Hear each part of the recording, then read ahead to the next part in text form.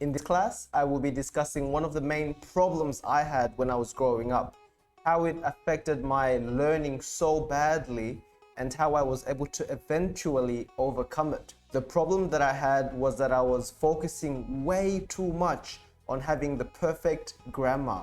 The reason why this affected me was because even after I had spoken any sentence all the time, I would then reflect on the grammar that I used. Did I say that question correctly? Did I use the perfect grammar? The reason why I always thought these questions was because I didn't want to make mistakes. I wanted to be perfect. I didn't want other people to laugh at me or think I'm stupid. And so by caring so much about grammar all the time, talking became very stressful. English wasn't enjoyable. And so I was learning so slowly over time. Eventually, I realized that I was doing this because my friends were telling me, why do you keep moving your lips after you finished a sentence? And I realized it's because I'm still replaying the same sentence in my mind. That's when I stopped trying to have perfect grammar. I relaxed a lot, and actually, that's what helped me improve the most. Is this also happening to you? Are you also thinking so much about grammar, trying to speak perfectly and not make any mistakes? If so, these are the reasons why forgetting grammar is important and how it will help you enjoy the practice more and make learning much easier. First of all, you don't have to be perfect. No one is perfect. And the funny thing is, now I realize that everyone makes small grammatical errors here and there.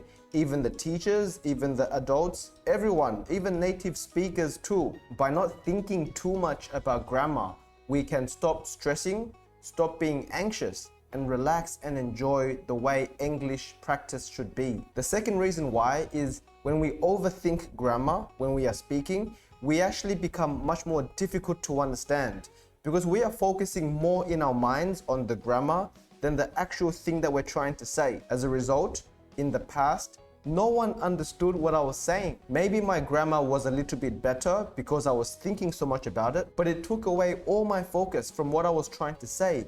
And so as a result, no one understood what I was actually trying to say. And so by worrying less about having perfect grammar, we become much easier to understand. And so we can focus more on the conversation and the people will appreciate that. Now, how to forget about using perfect grammar all the time is not easy. And it actually took me many years. The first thing I did was start to focus more on what I say and less on how I say it. Focusing less on trying to be perfect. But that's not to say that I don't think about grammar at all, because I still want to improve my grammatical use. But these days, after I make a mistake, I'll reflect on it for just a few moments and then I move on. And finally, what helped a lot was when I eventually started improving my self-confidence.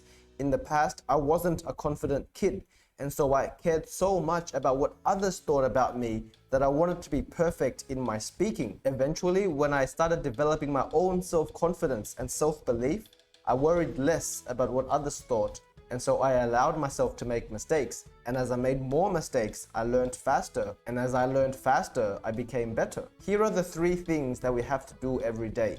The first thing is to give yourself permission to make mistakes. Stop trying to be perfect like I was doing and say, when I make mistakes, it's normal. Everyone makes mistakes. No one has to be perfect. Not even the adults or teachers or the native speakers. Remember that everyone is learning in their own way. They could be learning vocabulary, phonics, grammar. It doesn't matter what aspect of English. Everyone is still developing themselves. And so there is no one that actually speaks perfect English. You don't have to expect that from yourself either. Finally, and most importantly, relax, be kind to yourself, and don't worry.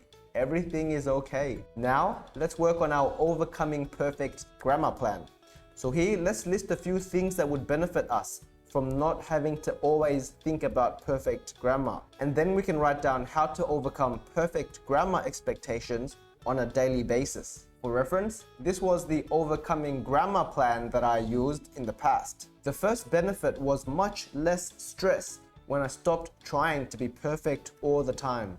The second one is that I could actually start enjoying talking to people, and that enjoyment helped me practice more and improve faster. When I stopped trying to have perfect grammar, I also stopped feeling stupid and stopped worrying about what other people thought. I was then able to focus much more on the conversations, and that helped me learn much faster. That helped me focus more on the actual conversations I was having, and so all the conversations became much more enjoyable and less stressful. Now onto my daily practice. The first thing I had to keep in mind was that no one was perfect, and so I didn't have to put so much pressure on myself to try to be perfect. The second thing I did every day was every time I would reflect on my mistakes, I would move on immediately instead of linger too long on that thought. And finally, whenever I did make mistakes, I would just laugh it off and not take it too seriously. I hope this video can help you relax the expectations that you put on yourself. The funny thing is, when we start to relax and become more comfortable with our practice,